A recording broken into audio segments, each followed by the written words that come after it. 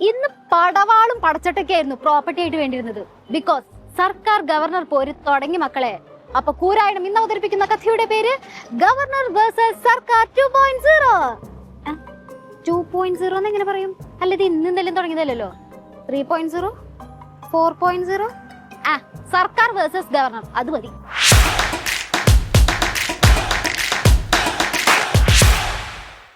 അങ്ങനെ ഒരിടവേളയ്ക്ക് ശേഷം ഇന്ദുചൂടൻ വീണ്ടും സർവകലാശാലയിലേക്ക്. നമ്മുടെ ഗവർണറുടെ കാര്യം പറയണത്. അങ്ങനെ എപ്പോഴും വിവാദവും പ്രശ്നങ്ങളൊക്കെ ഉണ്ടാക്കിയിട്ട് ഞങ്ങളുടെ ഗവർണർ സൈഡാക്കാന്ന് ആരും വിചാരിക്കണ്ട കേട്ടോ.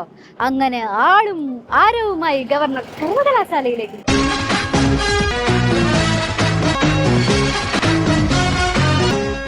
അതിനെങ്ങനെയാ അകത്ത് സമാധാനത്തോടെ ഗവർണർജിക്ക് ഒരു പ്രസംഗം നടത്താൻ പോലും പറ്റില്ലെന്നേ. അപ്പോഴത്തേക്കും പന്തം കൊളുത്തി പ്രകടനമായിട്ട് വന്നില്ലേ കുട്ടി കോമ്രേഡ്സ്. പോയി ഗവർണർജിയുടെ മൂഡ് പോയി.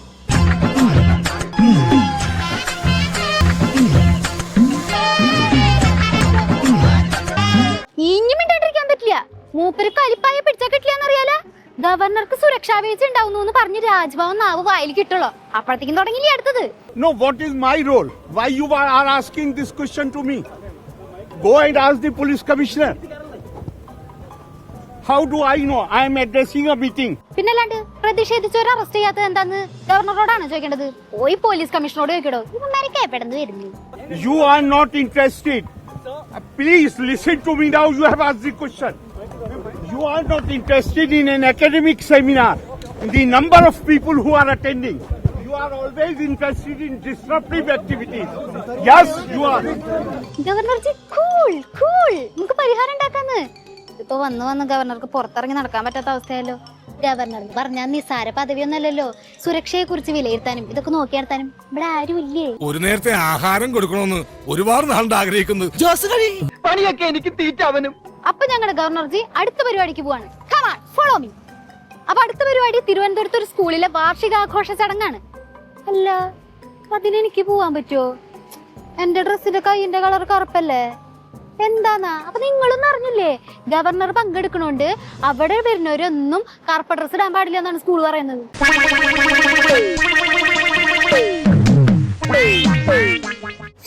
എന്നാലും ഗവർണർക്ക് ഇത് എന്ത് പറ്റി?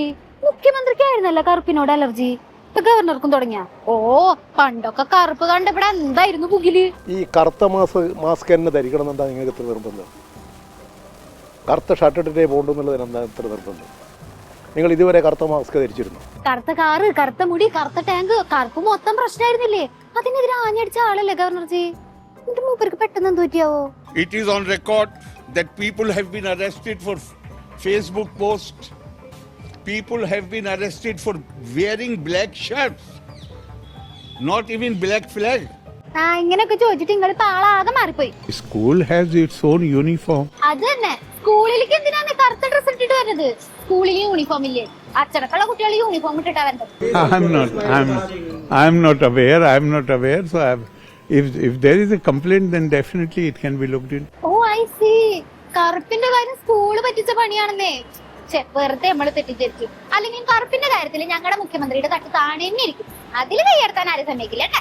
കറുത്ത ഷർട്ടല്ല, ഞാൻ എനിക്ക് തോന്നുന്നു കറുത്ത ചെട്ടിയിട്ടാൽ പോലും അവരിപ്പം നോക്കിയിട്ട് എന്നെ അറസ്റ്റ് ചെയ്യുന്ന ലക്ഷണമാണ്.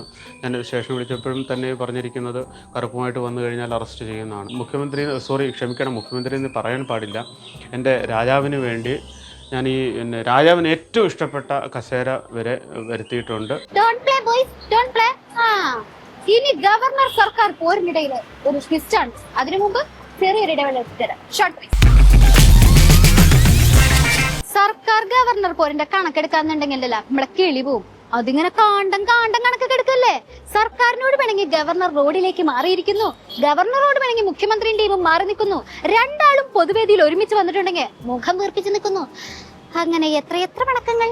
താമരയും സൂര്യനും നൊമ്പരമോ വിരഹമോ, താമരയും സൂര്യനും പിണക്കൊക്കെ മതി. വർഷം തീരാൻ പോവല്ലേ.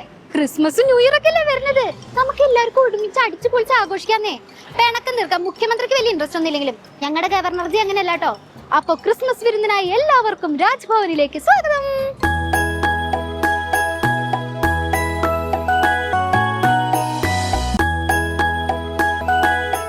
മുഖ്യമന്ത്രി, മന്ത്രിമാര്, അങ്ങനെ എല്ലാരെയും നമ്മുടെ ഗവർണർജി ക്ഷണിച്ചിട്ടുണ്ട്. ഇന്ന് വിരുന്ന് നിങ്ങളൊരു പൊളി പൊളിക്കും.